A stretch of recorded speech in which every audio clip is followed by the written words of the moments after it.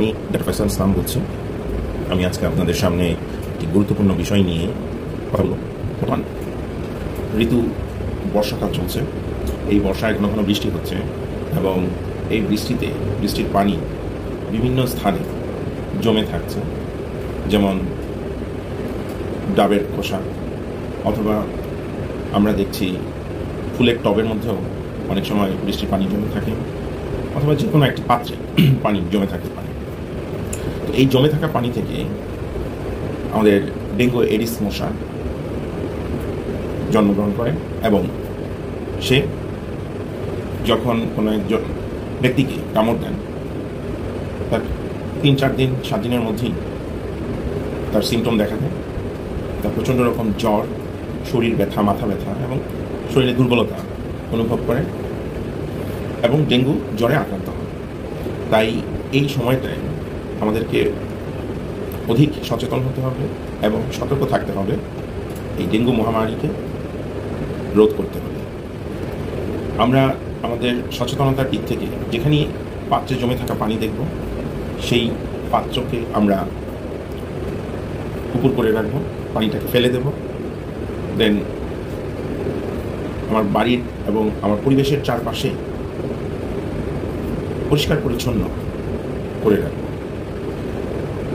তারপর যদি কোনো ডেঙ্গু রোগী জ্বরে আক্রান্ত হয়, আমরা ডেঙ্গু জ্বরের চিকিৎসা বাড়িতেও বসে করতে পারি, হসপিটালে যাওয়ার প্রয়োজন হয় না। প্রাথমিক অবস্থায় যদি 3 দিনের মাথায় জ্বর না কমে, তাহলে আমরা অতি সত্বর রক্ত পরীক্ষা করব। আমরা সাধারণত 3 দিন পরে, 3 থেকে 5 দিনের মধ্যে, 7 দিনের মধ্যে আমরা ডেঙ্গু NS1 অ্যান্টিজেন এই পরীক্ষাটি করতে পারি, যেখানে ডেঙ্গুর অ্যান্টিজেনটা পজিটিভ আসবে এবং আমরা ইভালুয়েট করতে পারি এবং ইভালুয়েশনের মাধ্যমেই আমরা বুঝতে পারি পেশেন্টের কন্ডিশন কোন দিকে যাচ্ছে। যদি পেশেন্টের কন্ডিশন খারাপের দিকে যায়, তাহলে আমরা তাকে হসপিটালাইজ করব। আর যদি দেখি না, নিয়মের ভিতরেই নর্মাল রেঞ্জের মধ্যেই আছে, তাহলে আমরা তাকে বাড়িতে রেখে চিকিৎসা করব। আমরা বাড়িতে বসেই ডেঙ্গু জ্বরের মনিটরিং করতে পারি। সেক্ষেত্রে আমাদের ডেঙ্গু NS1 অ্যান্টিজেন পজিটিভ হলে আমরা প্রতিদিন CBC কমপ্লিট ব্লাড কাউন্ট করে আমরা হিমোগ্লোবিন, হেমাটোক্রিট এবং প্লেটলেট কাউন্ট, এই 3টি জিনিস আমরা দেখতে পারি, যেগুলো বাড়ছে না কমছে। অবশ্যই ডেঙ্গু রোগীকে মশারি ধরে রাখতে হবে, কারণ সেই রোগীকে যদি কোনো মশা কামড় দিয়ে যদি অন্য কাউকে কামড় দেয়, তাহলে তার ডেঙ্গু হওয়ার সম্ভাবনা থাকে।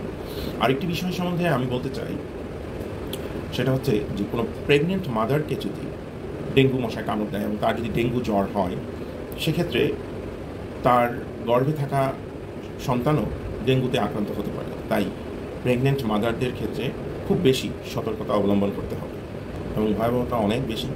কারণ হচ্ছে ডেঙ্গু হ্যামোরেজিক ফিভার, হ্যামোরেজ করে, ইন্টারনাল হ্যামোরেজ করে, সেক্ষেত্রে প্লাজমা লিকেজ হয়।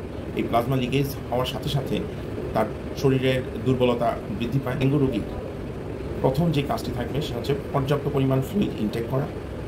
সে পর্যাপ্ত পরিমাণ পানি বা তরল জাতীয় খাবার সে গ্রহণ করবে, যেন পানির কমতি না হয়, পানির ঘাটতি না হয়, সে যেন ডিহাইড্রেশনে না ভোগে। সো আমরা প্রথমেই তাকে উপদেশ দেব যে আপনি প্রচুর পরিমাণে পানি পান করবেন। এখন পানি পানের মধ্যে প্রথমত যেটা হচ্ছে যে আমরা ওরসালাইন খেতে বলি, লেবু শরবত, দেন হচ্ছে গ্লুকোজের শরবত, ডাবের পানি, এগুলো প্রচুর পরিমাণে সে ইনটেক করবে। এবং পরবর্তীতে অনলি প্যারাসিটামল, জ্বর কমানোর জন্য আমাদের অ্যান্টিপাইরেটিক ড্রাগস হিসেবে আমরা শুধুমাত্র প্যারাসিটামলটাকেই গ্রহণ করব।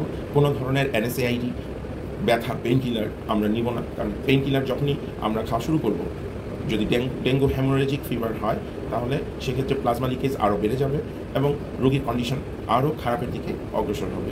তাই আমরা কোনোভাবেই কোনো রকম NSAID গ্রহণ করব না। আশা করি এভাবে যদি সে বাড়িতে বসে প্রতিদিন তার নিয়মিত খাবার এবং তরল জাতীয় খাবার সে গ্রহণ করতে পারে, তাহলে হয়তো খুব দ্রুতই সে এই ডেঙ্গু জ্বর থেকে পরিত্রাণ পেতে পারে। ধন্যবাদ।